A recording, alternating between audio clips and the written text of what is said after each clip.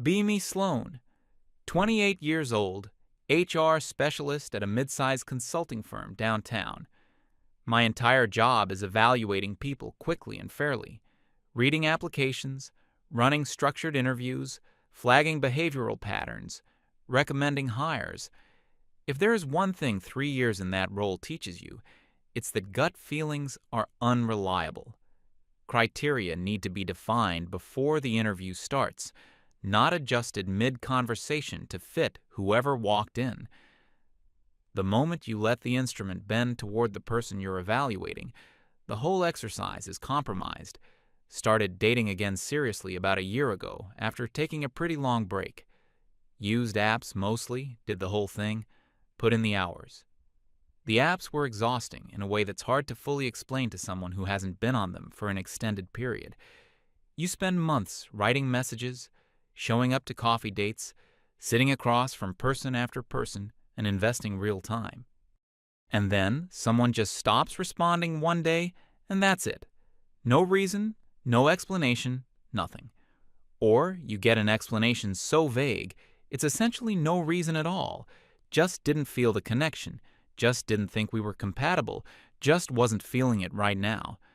Which tells you nothing about yourself and nothing about them, and gives you absolutely nothing to work with going forward. The feedback loop problem was what bothered me more than anything else about the whole experience. At work, any candidate I passed on got at least a standard email, and internally we always documented the specific competency gaps. Not because we were obligated to share that documentation with the candidate, but because it forced honesty about the decision. You had to be able to write down why in clear terms. Dating had none of that structure.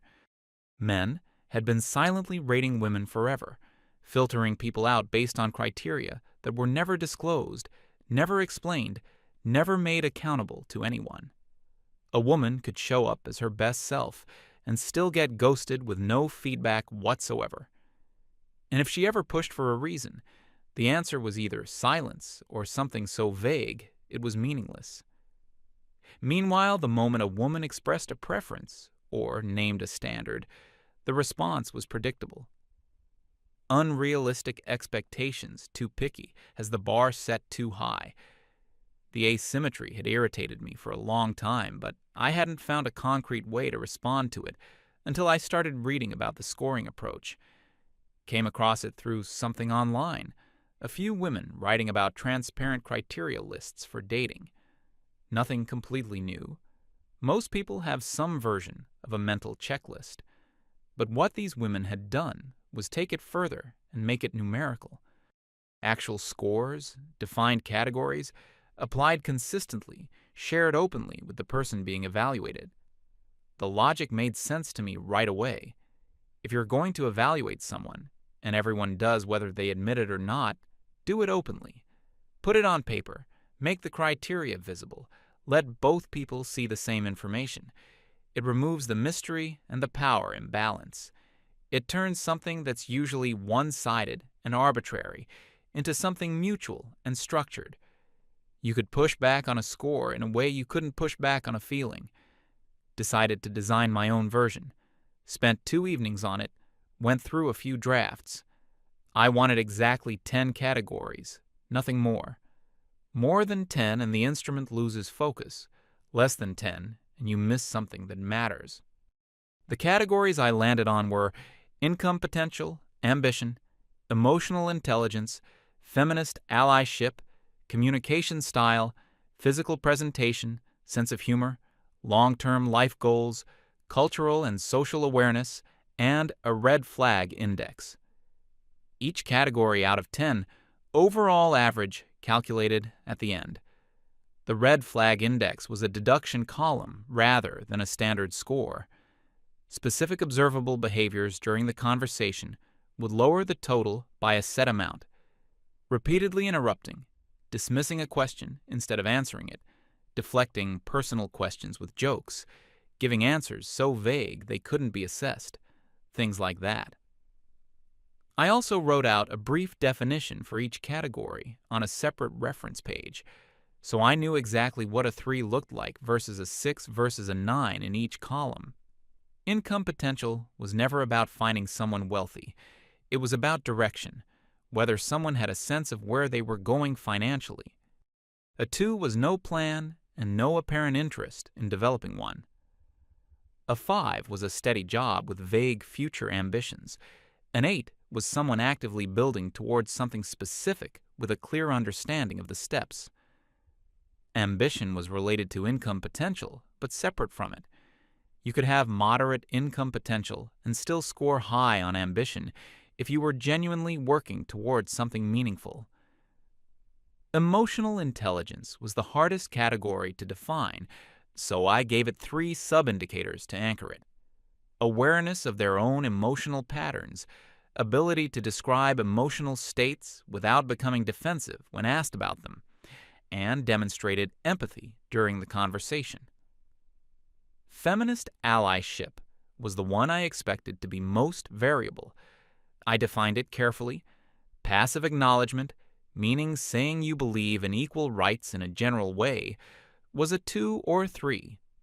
Active engagement, meaning you'd engaged with specific material, had concrete examples, could articulate a structural understanding of inequality, was a 6 or 7. Real integration, meaning your actual choices and behavior reflected that understanding consistently, was an 8 or above. Those top scores would be rare, and I knew it going in. Communication was mostly about clarity and directness, how precisely someone said what they meant without making you dig for it. Physical presentation wasn't about conventional attractiveness. It was about self-awareness, grooming, posture, effort. Humor was timing and lightness without dismissiveness, which was a specific distinction.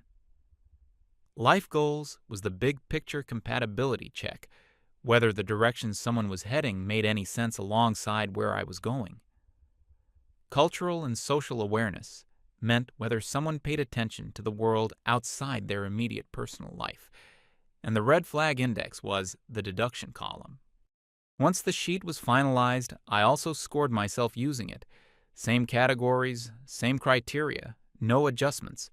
Came out at 8.2 out of 10. I thought that was accurate. High marks on ambition, feminist allyship, cultural awareness, and communication.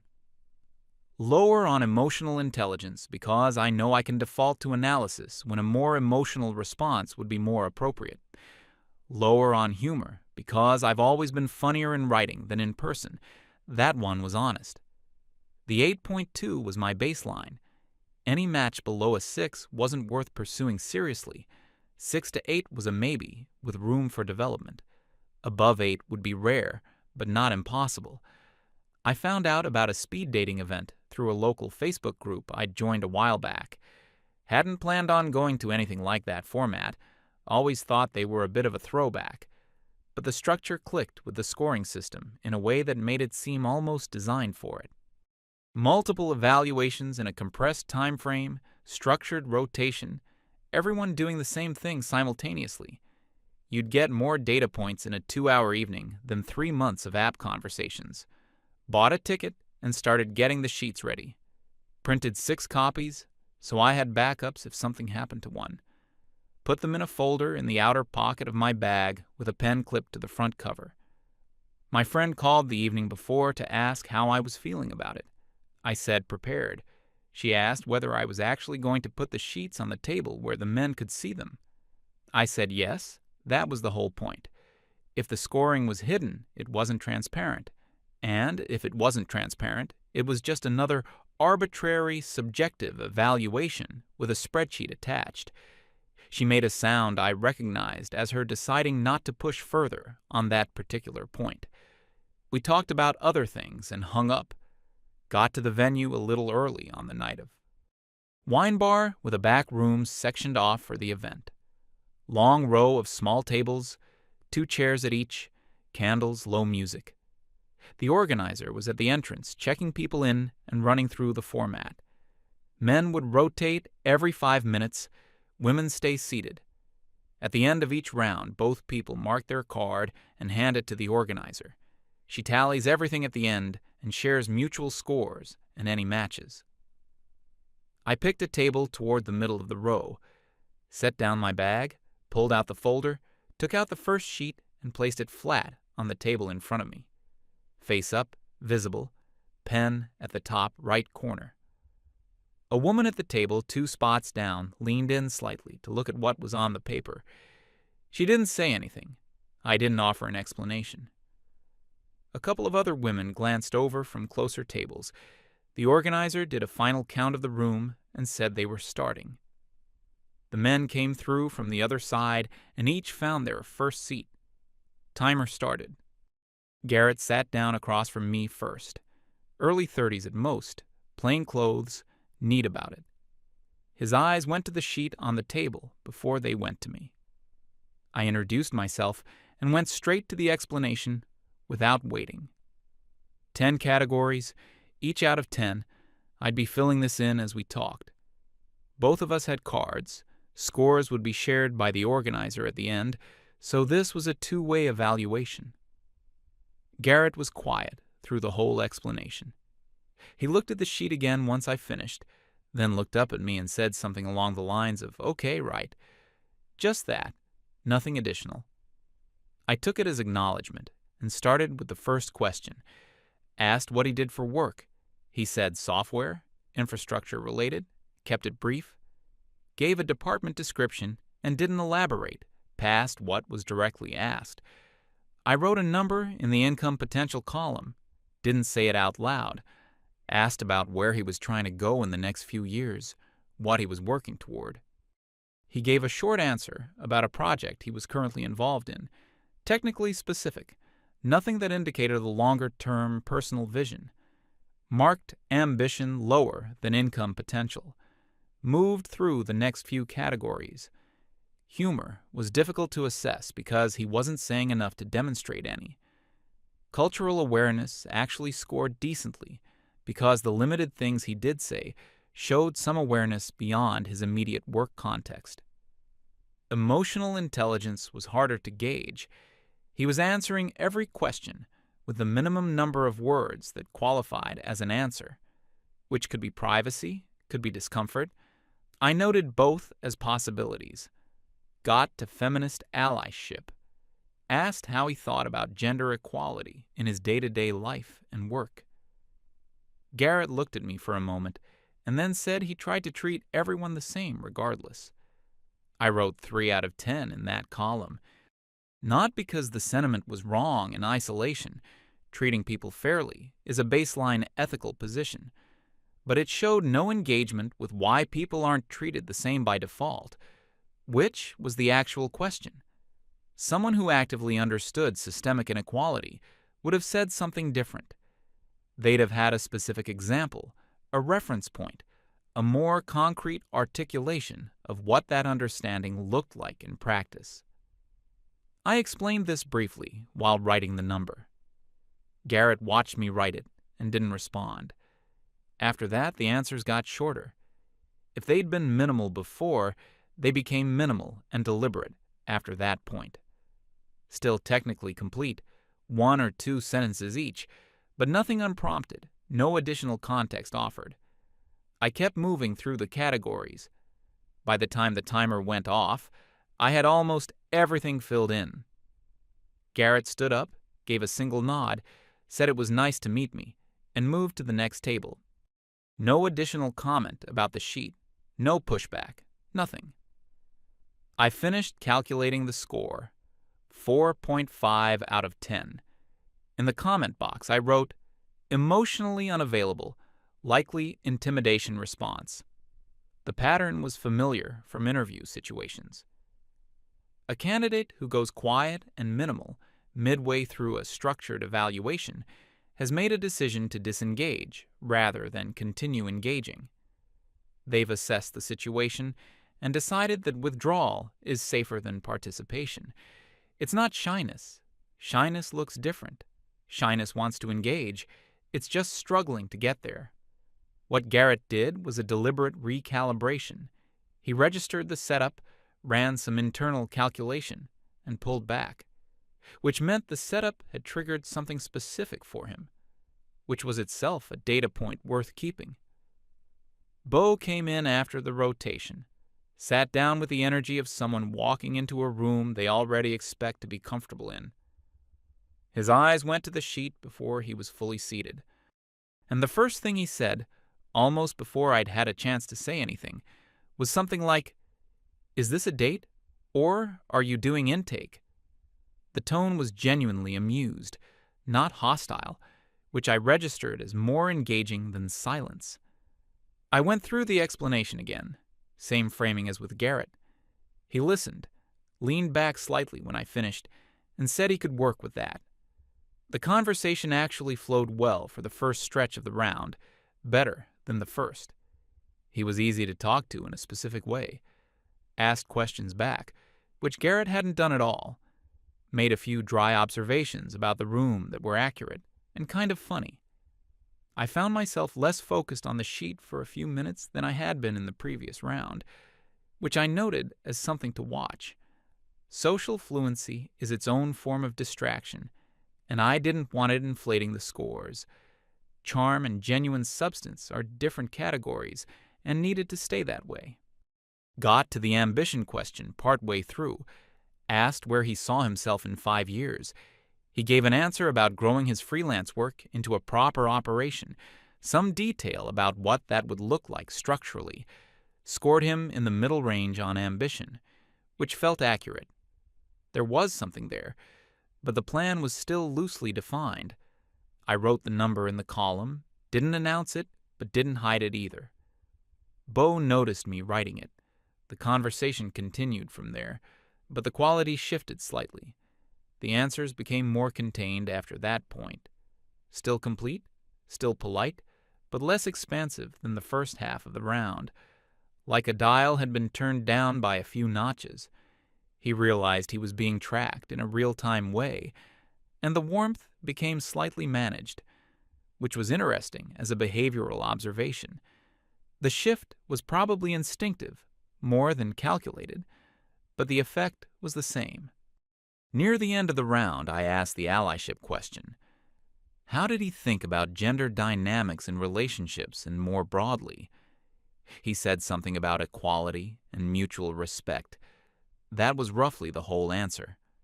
I wrote 4 out of 10 and explained that general statements about equality without specific engagement didn't score high in that category. He nodded once, slowly. Didn't push back, didn't ask what specific engagement would have looked like, just nodded, which was its own kind of response. When the timer went off, he stood up and looked at his own card for a moment, wrote something down, taking his time with it, angling the card slightly so I couldn't see, then said good luck tonight before walking toward the main bar area. The tone was perfectly calibrated, not warm, not cold, just neutral in a way you couldn't attach anything specific to. I finished his score, 5 out of 10. Comment, surface-level social fluency, disengaged when specificity was required, possible avoidance pattern. The humor scores had been real. I wasn't going to revise those downward just because the back half of the round was less engaging. But the allyship score and the ambition score were both middle of the range at best, and the behavioral shift after the first number had been written was something worth keeping in the record. Callum sat down for the third round, noticeably older than the other two, mid-40s at minimum. Settled into the chair without the usual adjusting and settling in. Just sat down, looked at the sheet, then looked at me. Took a moment before saying anything, then asked, in a tone that wasn't unfriendly but also wasn't soft, whether I was aware this was supposed to be a date. I said yes. Went through the explanation for the third time. He let me finish the whole thing without interrupting, which credit where it was due was more than a couple of the others had managed. Then he sat back and said something to the effect that I'd already decided what a good answer looked like before he'd said anything. I said that was the point. The criteria were defined in advance to remove bias from the evaluation. He said that wasn't what defining criteria in advance did. His framing was that locking the criteria before the conversation started didn't remove bias. It just froze whatever assumptions were built into the criteria and then called it objectivity. I said the categories were derived from my actual values and needs, not from external assumptions. He said that was the same thing. I asked what his alternative was. He said showing up and seeing what happened. I said that was exactly how every subjective evaluation had ever been justified. You trust your instincts, and instincts are demonstrably biased. He said he agreed instincts were biased, and didn't think that meant a scoring sheet was the answer. I wrote a note in the margin of my sheet, then started on the questions. Callum answered everything directly and without decoration. Work in 2 sentences. Goals in specific terms without elaboration. Communication was actually the highest I'd scored that evening on that particular category. He said what he meant without hedging or performing around it. But then I got to the allyship question, asked how he thought about gender inequality and whether he engaged with it actively. He said he didn't think about it in those terms, said that in his experience, the question of how to treat people well wasn't something he organized around ideological frameworks. I wrote 2 out of 10 in that column. For someone his age, that response was almost to be expected. Men from that generation often hadn't engaged with the structural conversation in any meaningful way. The work of interrogating what they'd absorbed from their upbringing simply hadn't happened. The emotional intelligence score was harder to assess because he wasn't giving me much emotional material to work with. Everything was clear and direct, but not particularly self-reflective in the way the category required. When the timer went off, he stood up, took one last look at the sheet on the table, then said before turning away that the system was going to tell me exactly what I wanted to hear. And then he left. 4 out of 10. Comment: defensive, generationally limited on allyship, resistant to structured framing, classic male toxicity dressed as philosophical pushback. What he'd said on the way out registered as the thing a certain kind of man says when he wants to undermine a methodology without engaging with the actual substance of it. You call the instrument unreliable, so the results don't have to be addressed. It was a move that protected against accountability by questioning the frame. I'd seen it before, not in dating, but in performance review cycles at work. The employee who spends the first 10 minutes of the review explaining why the review process is flawed, so that anything discussed afterward can be dismissed as the output of a broken system. It looked like wisdom from the outside, but it was just discomfort with being measured. After Callum, there were 4 more rounds. None of them reached the engagement level I'd hoped for across the board. One man was visibly nervous the whole time and kept glancing at the sheet without ever acknowledging that it was there, which I noted as low communication. He couldn't even name the things sitting between us on the table.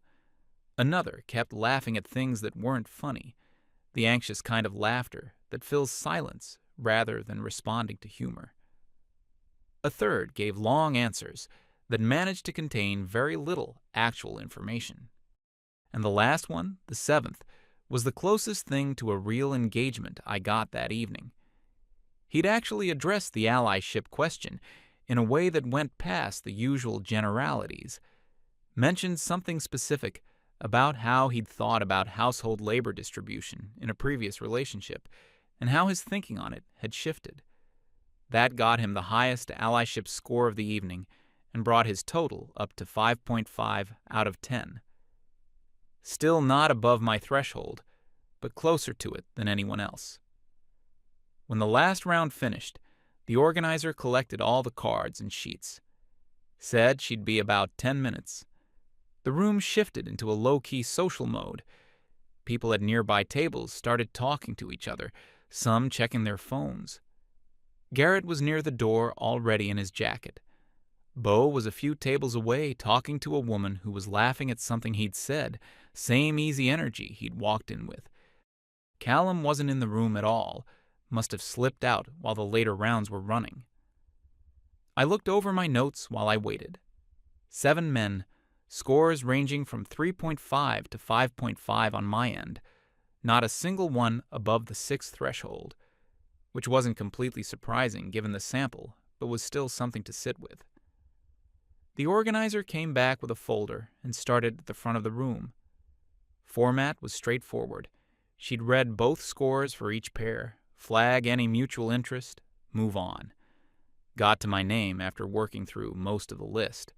Garrett's score for me, 3 out of 10. Beau's score for me, 2 out of 10. Then Callum. He hadn't put a number at all. Where the score was supposed to be, he'd written assessment not applicable in this format and left the box blank. So, 2 numbers and a refusal. The average of the 2 numbers was 2.5. I had given those 3 men an average of 4.5. The room was doing the usual post-results low conversation, people comparing notes with each other. I stayed still for a moment, looking at what the organizer had read out. Garrett was already out the door. Beau had moved with the woman he'd been talking to toward the main bar. Nobody from my end of the rotation was anywhere near my table. The organizer finished with the rest of the list and asked if anyone had questions about the format or the evening. I said the men's responses seemed to suggest they hadn't been prepared for a transparent mutual evaluation system. She nodded, in that particular way people nod when they've been polite through a long shift and have stopped actively processing. Said she hoped I'd had a good evening and moved on to someone at the other end of the row.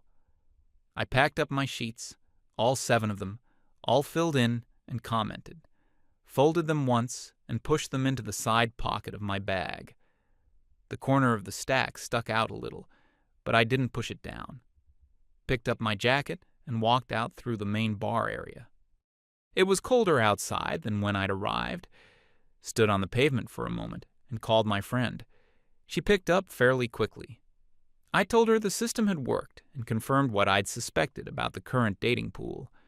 She asked what that meant specifically. I said it meant the options at that kind of event were below the threshold I'd defined, all of them, and that was useful data to have. She asked what scores they'd given me. I told her. She was quiet for a moment before saying anything, then said carefully that they had all scored me lower than I had scored them. I said yes, that was what I'd just told her. She pointed out that I had scored them low, too. I said yes, because they had scored low. The categories were there to assess whether someone met a defined bar, and in this case, none of them had. She asked whether I'd thought about what their criteria might look like.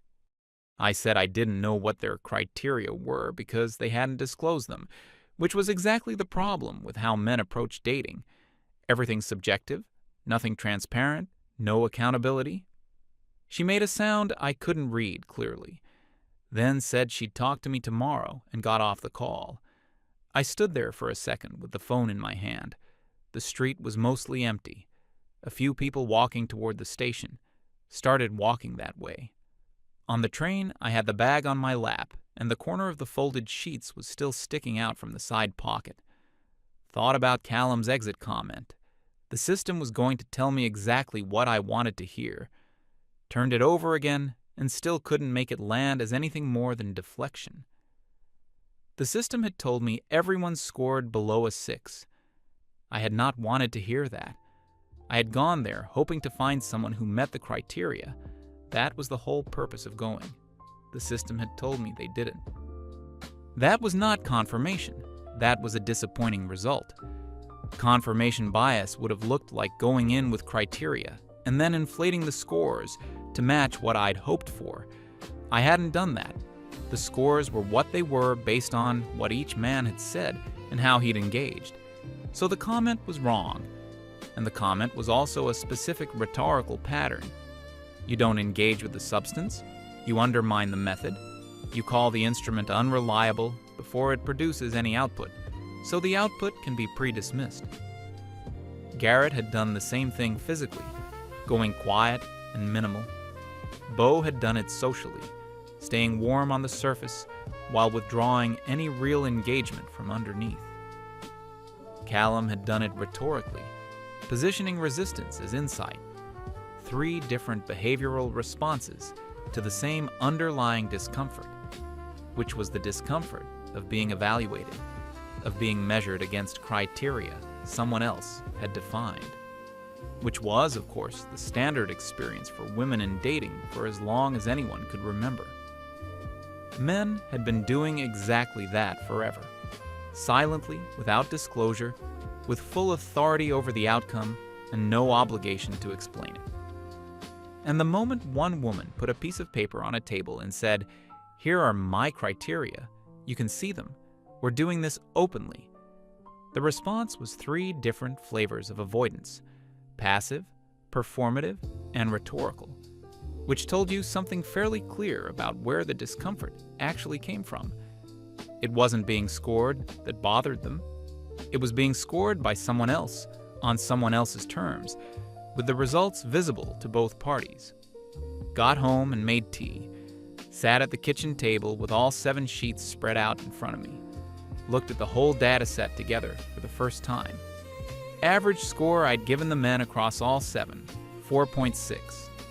Average score they'd given me across all of them, somewhere around 2.8 when I worked it out properly.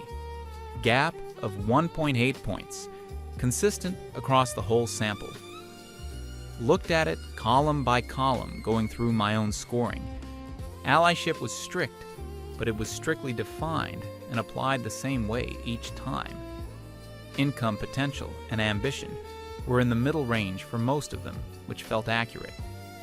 Communication scores were where I'd been most generous, giving partial credit for men who had answered the questions, even when the answers were brief. The methodology wasn't flawless, but it wasn't sloppy either. The gap wasn't an artifact of the system. The gap was real, and the most consistent explanation for it was the one that had been forming through the whole evening. These men had walked into a structured evaluation run by a woman and had responded with resistance in various forms. Their scores of me were shaped by that resistance more than by any genuine assessment. A 2 from Beau, who had given me single-word answers for the back half of a 5-minute round, was not a serious evaluation. A 3 from Garrett, who had essentially stopped engaging 40 seconds in, was not a serious evaluation. The blank from Callum was a position statement, not a score. All of it was noise. Stayed up going through the sheets and making notes for the next version. The allyship category was going to be split into 2, passive awareness and active engagement, 5 points each, so the total remained out of 10. The red flag index needed more specific behavioral anchors. The current version was too open to interpretation. I was thinking about adding an accountability category, something that assessed specifically how someone responded to receiving information they hadn't anticipated or hadn't wanted. It was the thing none of the men had done well. Not just the 3 rounds I'd described here, but across most of the 7. Being given an unexpected data point and responding constructively, rather than through withdrawal or deflection. That seemed like the most diagnostic question the instrument could ask, and right now it wasn't being captured directly. Made the notes, took photos of all 7 sheets, folded them back into the folder, put the folder on the kitchen counter, and turned off the light. A few days went by. Callum's comment kept surfacing on commutes, in the gap between tasks, during the quiet minutes in the office.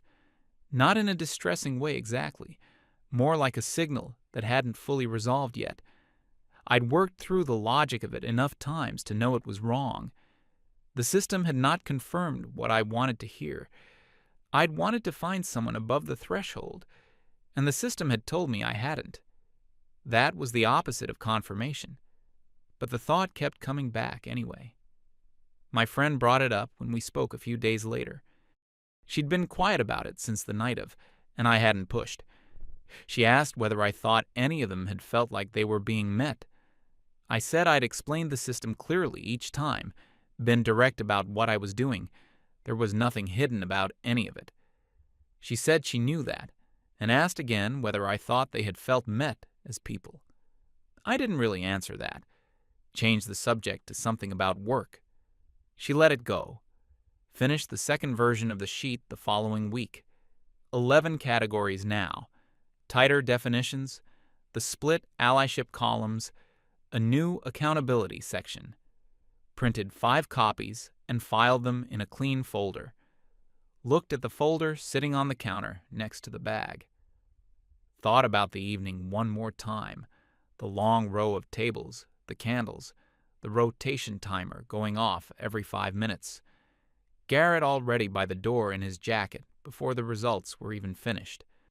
Bo talking to someone at the bar with the same easy surface that he'd walked in with, the dial turned all the way back up. The organizer's polite, tired nod. Callum's coat already gone before she'd finished reading the list. 3 out of 10, 2 out of 10. Assessment not applicable in this format. I'd been turning over the question of whether those numbers said anything real about me or just about them. The answer was them, logically. The methodology was sound, the categories were defined, the scoring was consistent. The men had responded to the evaluation itself rather than to me specifically. Their numbers reflected discomfort with being measured, not any accurate read of who I was or what I was worth. I believe that. I did believe that. The folder sat on the counter with the new sheets inside it.